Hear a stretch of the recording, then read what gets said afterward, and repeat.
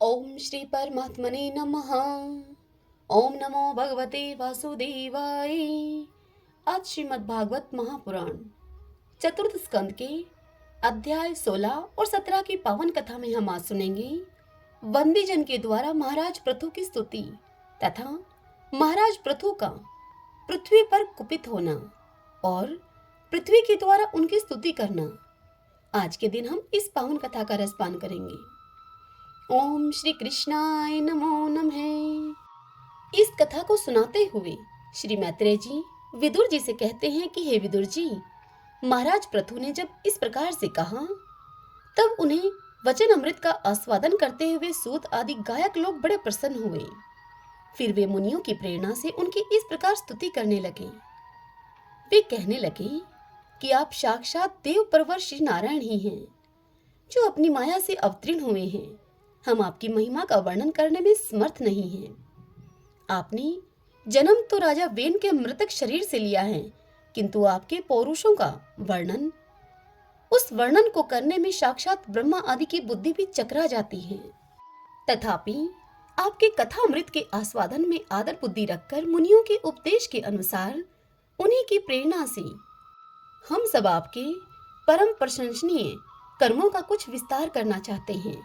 आप साक्षात श्री हरि के कला अवतार हैं और आपकी कीर्ति बड़ी उदार है। ये धर्मधारियों में श्रेष्ठ महाराज पृथु लोक को धर्म में प्रवृत्त करके धर्म मर्यादा की रक्षा करेंगे तथा उसके धर्म विरोधियों को दंड देंगे। ये अकेले ही समय समय पर प्रजा के पालन पोषण और अनुरंजन आदि कार्य के अनुसार अपने शरीर में भिन्न भिन्न लोकपालों की मूर्ति को धारण करेंगे तथा यज्ञ आदि के प्रचार के द्वारा स्वर्गलोक और वृष्टि की व्यवस्था के द्वारा भूलोक दोनों का ही हित साधन करेंगे। ये सूर्य के समान अलौकिक महिमान्वित प्रतापवान तथा समदर्शी होंगे। जिस प्रकार सूर्य देवता 8 महीने तपते रहकर जल खींचते हैं और वर्षा ऋतु में उसे उंडेल देते हैं, ठीक उसी प्रकार ये कर आदि के द्वारा कभी धन संचय करेंगे और कभी उसका प्रजा के हित के लिए व्यय भी कर डालेंगे। ये बड़े दयालु होंगे। यदि कभी कोई दीन पुरुष इनके मस्तक पर पैर भी रख देगा तो भी ये पृथ्वी के समान उसके इस अनुचित व्यवहार को सदा सहन करेंगे। कभी वर्षा नहीं होगी और प्रजा के प्राण संकट में पड़ जाएंगे तो ये राजवेशधारी श्रीहरि इंद्र की भांति जल बरसाकर अनायास ही उसकी रक्षा कर लेंगे। ये अपने अमृत में मुखचंद्र की मनोहर मुस्कान और प्रेम भरी चितवन से संपूर्ण लोगों को आनंद मगन कर देंगे। इनकी गति को कोई समझ न सकेगा। इनके कार्य भी गुप्त होंगे तथा उन्हें संपन्न करने का ढंग भी बड़ा गंभीर होगा। इनका धन सदा सुरक्षित रहेगा। ये अनंत महात्म्य और गुणों के एकमात्र आश्रय होंगे। इस प्रकार मनस्वी पृथु साक्षात वरुण के ही समान होंगे। महाराज पृथु वेन रूप अरणि के मंथन से प्रकट हुए अग्नि के समान हैं। शत्रुओं के लिए ये अत्यंत दुर्दृश और दुस्सह होंगे। ये उनके समीप रहने पर भी सेना आदि से सुरक्षित रहने के कारण बहुत दूर रहने वाले से होंगे। शत्रु कभी इन्हें हरा न सकेंगे। जिस प्रकार प्राणियों के भीतर रहने वाला प्राण रूप सूत्र आत्मा शरीर के भीतर बाहर के समस्त व्यापारों को देखते रहने पर भी उदासीन रहता है, ठीक उसी प्रकार ये गुप्तचरों के द्वारा प्राणियों के गुप्त और प्रकट सभी प्रकार के व्यापार देखते हुए भी अपनी निंदा और स्तुति आदि के प्रति उदासीनवत रहेंगे। ये धर्म मार्ग में स्थित रहकर अपने शत्रु के पुत्र को भी यदि वह दंड देने योग्य नहीं है तो उसे कोई दंड नहीं देंगे और दंडनीय होने पर तो अपने पुत्र को भी दंड दे देंगे। भगवान सूर्य मानसोत्तर पर्वत तक जितने प्रदेश को अपनी किरणों से प्रकाशित करते हैं, उस संपूर्ण क्षेत्र में इनका निष्कंटक राज्य रहेगा। ये अपने कार्यों से सब लोगों को सुख पहुंचाएंगे, उनका रंजन करेंगे। इससे उन मनोरंजनात्मक व्यापारों के कारण प्रजा इन्हें राजा कहेगी। ये बड़े दृढ़ संकल्प, सत्य प्रतिज्ञ, ब्राह्मण भगत, वृद्धों की सेवा करने वाले, शरणागत वत्सल, सब प्राणियों को मान देने वाले और दीनों पर दया करने वाले होंगे। ये परस्त्री में माता के समान भक्ति रखेंगे, पत्नी को अपने आधे अंग के समान मानेंगे, प्रजा पर पिता के समान प्रेम रखेंगे और ब्रह्मवादियों के सेवक होंगे। दूसरे सभी प्राणी इनको इतना चाहेंगे जितना कि वे अपने शरीर को चाहते हैं। ये सुहृदों के आनंद को बढ़ाएंगे। ये सर्वदा वैराग्यवान पुरुषों से विशेष प्रेम करेंगे और दुष्टों को दंड पाणी यमराज के समान सदा दंड देने के लिए उद्यत रहेंगे। तीनों गुणों के अधिष्ठाता और निर्विकार साक्षात श्री नारायण ने ही इनके रूप में अपने अंश से अवतार लिया है, जिनमें पंडित लोग अविद्यावश प्रतीत होने वाले इस नानात्व को मिथ्या ही समझते हैं। ये अद्वितीय वीर और एक छत्र सम्राट होकर अकेले ही उद्याचल पर्यंत समस्त भूमंडल की रक्षा करेंगे तथा अपने जयशील रथ पर चढ़कर धनुष हाथ में लिए हुए सूर्य के समान सर्वत्र प्रदक्षिणा करेंगे। उस समय जहां तहां सभी लोकपाल और पृथ्वीपाल इन्हें भेंट समर्पण करेंगे, उनकी स्त्रियां इनका गुणगान करेंगी और इन आदिराज को साक्षात श्री हरि ही समझेंगी। ये पृथु प्रजापालक राजाधिराज होकर प्रजा के जीवन निर्वाह के लिए गोरूप धारणी पृथ्वी का दोहन करेंगे और इंद्र के समान अपने धनुष के कानों से बातों की बातों में पर्वतों को तोड़ फोड़ कर पृथ्वी को समतल कर देंगे। रणभूमि में कोई भी इनका वेग नहीं सह सकेगा। जिस समय ये जंगल में पूंछ उठाकर विचरते हुए सिंह के समान अपने आज गौ धनुष का टंकार करते हुए भूमंडल में विचरेंगे, उस समय सभी दुष्टजन इधर उधर छिप जाएंगे। ये सरस्वती के उद्गम स्थान पर सो अश्वमेध यज्ञ करेंगे। तब इंद्र इनके घोड़े को हर कर ले जाएंगे। अपने महल के बगीचे में इनकी एक बार भगवान संत कुमार से भी भेंट होगी। अकेले उनकी भक्ति पूर्वक सेवा करके ये उस निर्मल ज्ञान को प्राप्त करेंगे जिसे पर ब्रह्मा की प्राप्ति होती है। इस प्रकार जब इनके पराक्रम जनता के सामने आ जाएंगे, तब ये परम पराक्रमी महाराज जहां तहां अपने चरित्र की ही चर्चा सुनेंगे।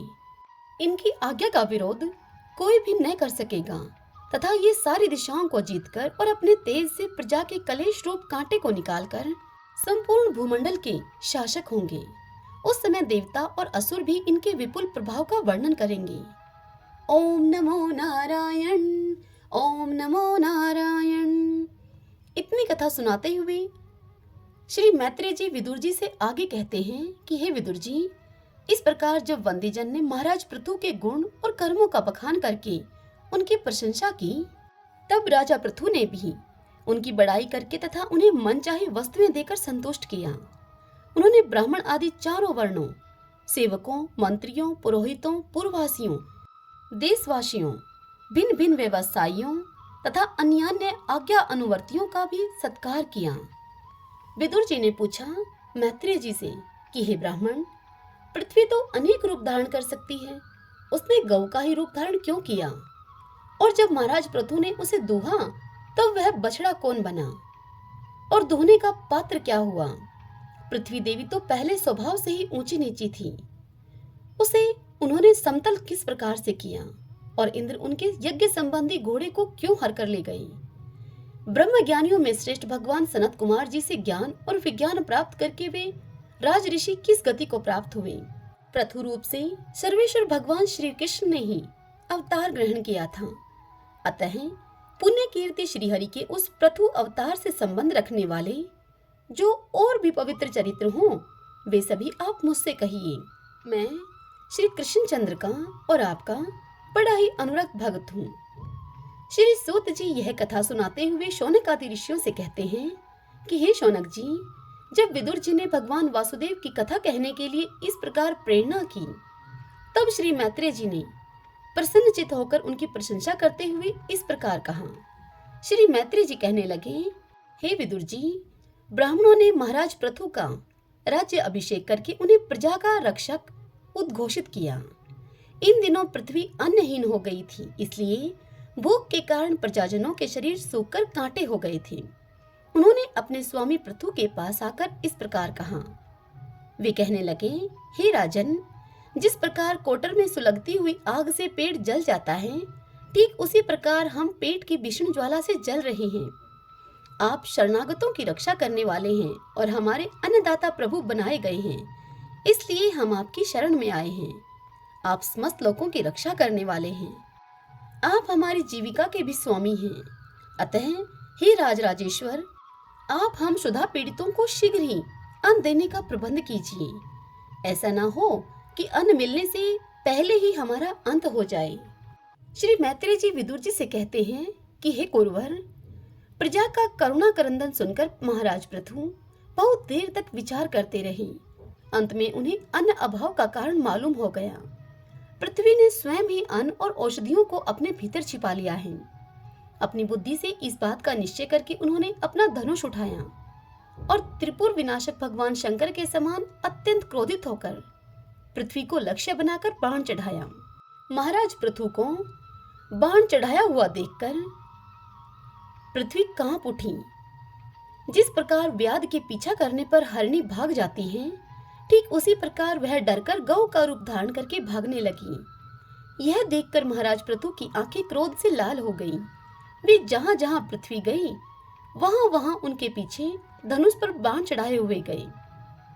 दिशा विदिशा, स्वर्ग, पृथ्वी और अंतरिक्ष में जहां जहां भी वह दौड़कर जाती, वहीं उसे महाराज पृथु हथियार उठाए हुए अपने पीछे दिखाई देते। जिस प्रकार मनुष्य को मृत्यु से कोई बचा नहीं सकता, ठीक उसी प्रकार उसे त्रिलोकी में वेन पुत्र पृथु से बचाने वाला कोई भी न मिला। तब वह अत्यंत भयभीत होकर दुखित चित्त से पीछे की ओर लौटी और फिर महाभाग पृथु जी से पृथ्वी इस प्रकार कहने लगी। पृथ्वी ने कहा, धर्म के तत्व को जानने वाले शरणागत वत्सल हे राजन, आप तो सभी प्राणियों की रक्षा करने में तत्पर हैं। आप मेरी भी रक्षा कीजिए। मैं अत्यंत दीन और निरपराध हूँ। आप मुझे क्यों मारना चाहते हैं? इसके सिवा आप तो धर्मज्ञ माने जाते हैं। फिर आप मुझ स्त्री का वध कैसे कर सकेंगे? स्त्रियां कोई अपराध करें तो साधारण जीव भी उन पर हाथ नहीं उठाते। फिर आप जैसे करुणामय और दीन वत्सल तो ऐसा कर ही कैसे सकते हैं? मैं तो एक सदृढ़ नौका के समान हूँ। सारा जगत मेरे ही आधार पर स्थित है। मुझे तोड़कर आप अपने को और अपनी प्रजा को जल के ऊपर कैसे रखेंगे? महाराज पृथु ने पृथ्वी से कहा, हे पृथ्वी, तू मेरी आज्ञा का उल्लंघन करने वाली है। तू यज्ञ में देवता रूप से भाग तो लेती है, किंतु उसके बदले में हमें अन्न नहीं देती। इसलिए आज मैं तुझे मार डालूंगा। तू जो प्रतिदिन हरी हरी घास खा जाती है और अपने इन थनों से दूध भी नहीं देती, इसलिए ऐसी दुष्टता करने पर तुझे दंड देना अनुचित नहीं कहा जा सकता। तू नासमझ है। तूने पूर्व काल में ब्रह्मा जी के उत्पन्न किए हुए अन्न आदि के बीजों को अपने में लीन कर लिया है और अब मेरी भी परवाह न करके उन्हें अपने गर्भ से निकालती नहीं तू। अब मैं अपने बाणों से तुझे छिन्न भिन्न करके तेरे मैदे से इन क्षुधा आतुर और दीन प्रजाजनों का करुण कंदरन शांत करूंगा। जो दुष्ट अपना ही पोषण करने वाला तथा अन्य प्राणियों के प्रति निर्दय हो, वह पुरुष, स्त्री अथवा नपुंसक कोई भी हो, उसका मारना राजाओं के लिए न मारने के ही समान है। तू बड़ी गर्वीली और मदो उन्मत्ता है। इस समय माया से ही तू गौ का रूप बनाए हुए है। मैं बाणों से तेरे टुकड़े टुकड़े करके अपने योग बल से प्रजा को धारण करूंगा। इस समय महाराज पृथु काल की भांति क्रोधमयी मूर्ति धारण किए हुए थे। उनके ये शब्द सुनकर धरती कांपने लगी और उसने अत्यंत विनीत भाव से हाथ जोड़कर राजा पृथु से इस प्रकार कहा। पृथ्वी ने राजा पृथु से कहा, आप साक्षात परम पुरुष हैं तथा अपनी माया से अनेक प्रकार के शरीर धारण करके गुण में जान पड़ते हैं।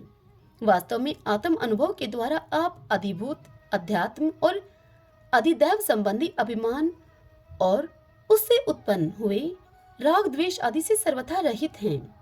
मैं आपको बारंबार नमस्कार करती हूँ। आप संपूर्ण जगत के विधाता हैं। आपने ही यह त्रिगुणात्मक सृष्टि रची है और मुझे समस्त जीवों का आश्रय बनाया है। आप सर्वथा स्वतंत्र हैं। हे प्रभु, जब आप ही अस्त्र शस्त्र लेकर मुझे मारने को तैयार हो गए, तब मैं और किसकी शरण में जाऊं? कल्प के आरंभ में आपने अपने आश्रित रहने वाली अनिर्वचनीय माया से ही इस चराचर जगत की रचना की थी और उस माया के द्वारा आप इसका पालन करने के लिए तैयार हुए हैं। आप धर्मपरायण हैं, फिर भी आप मुझ गौरूप धारणी को किस प्रकार मारना चाहते हैं? आप एक होकर भी मायावश अनेक रूप जान पड़ते हैं तथा आपने स्वयं ब्रह्मा को रचकर उनसे विश्व की रचना कराई है। आप साक्षात सर्वेश्वर हैं। आपकी लीलाओं को अजितेंद्रिय लोग कैसे जान सकते हैं? उनकी बुद्धि तो आपकी दुर्जय माया से ही विक्षिप्त हो रही है। आप ही पंचभूत, इंद्रिय, उनके अधिष्ठात्र देवता, बुद्धि और अहंकार रूप अपनी शक्तियों के द्वारा कर्मशः जगत की उत्पत्ति, स्थिति और संहार करते हैं। भिन्न भिन्न कार्यों के लिए समय समय पर आपकी शक्तियों का आविर्भाव तिरोभाव हुआ करता है। आप साक्षात परम पुरुष और जगत विधाता हैं। आपको मेरा नमस्कार है। हे अजन्मा प्रभु, आप ही अपने रचे हुए भूत, इंद्रिय और अंतःकरण रूप जगत की स्थिति के लिए आदि वराह रूप होकर मुझे रसातल से जल के बाहर लेकर आए थे। इस प्रकार से एक बार तो मेरा उद्धार करके आपने धराधर नाम पाया था। आज वही आप वीर मूर्ति से जल के ऊपर नौका के समान स्थित होकर मेरे ही आश्रय रहने वाली प्रजा की रक्षा करने के अभिप्राय से पहने पहने बाण चढ़ाकर दूध न देने के अपराध में मुझे मारना चाहते हैं। इस त्रिगुणात्मक सृष्टि की रचना करने वाली आपकी माया से मेरे जैसे साधारण जीवों के चित्त मोहग्रस्त हो रहे हैं। मुझ जैसे लोग तो आपके भक्तों की लीलाओं का भी आशय नहीं समझ सकते, फिर आपकी किसी क्रिया का उद्देश्य न समझें तो इसमें आश्चर्य की क्या बात है। अतः जो इंद्रिय संयम आदि के द्वारा विरोचित यज्ञ का विस्तार करते हैं, ऐसे आपके भक्तों को ही नमस्कार है। हरि ओम तत्सत। ओम नमो नारायण। ओम नमो नारायण। ओम श्री कृष्णाय नमो नमः। भक्तजनों, आज की यह कथा यहीं समाप्त होती है। कल की कथा में हम सुनेंगे पृथ्वी दोहन और महाराज पृथु के 100 अश्वमेध यज्ञ का वर्णन। कल के दिन हम इस पावन कथा का रसपान करेंगे। जय श्री कृष्णा। राधे राधे।